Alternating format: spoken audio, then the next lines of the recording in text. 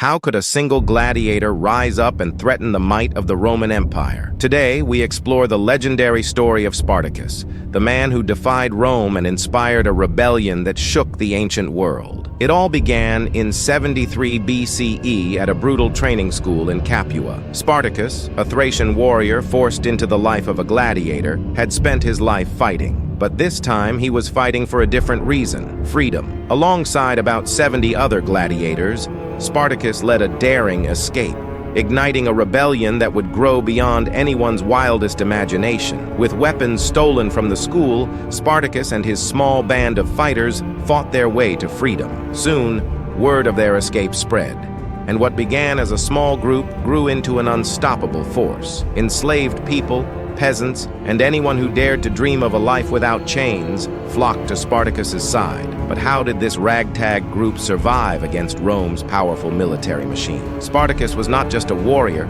he was a leader. He inspired a movement, amassing an army that would swell to between 70,000 and 120,000 men, women, and children, each one with their own reasons to fight. Some dreamed of freedom, while others simply wanted revenge. Together, they became Rome's worst nightmare. Spartacus wasn't just fighting back, he was winning. Roman commanders, unprepared for the intensity of Spartacus's tactics, suffered shocking defeats. Using guerrilla warfare and hit-and-run tactics, he kept the Romans off balance, defeating the forces of Roman generals like Gnaeus, Cornelius, Lentulus, Clodianus.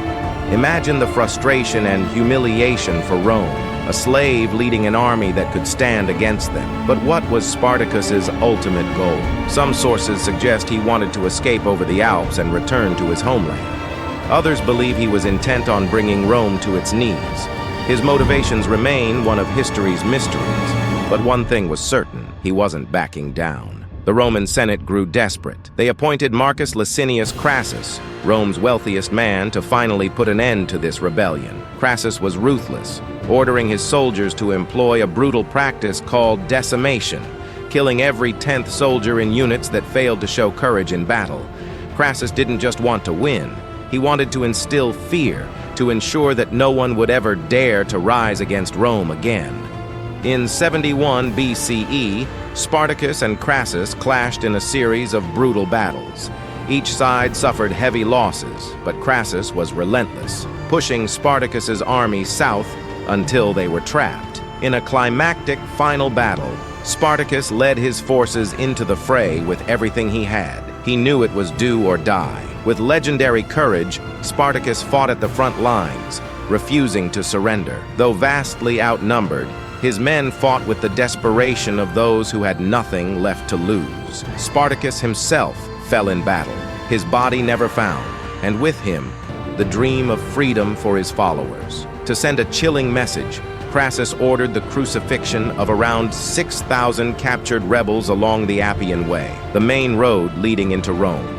This horrific display was a warning to all who dared to defy the Republic. But instead of erasing Spartacus's legacy, it immortalized him.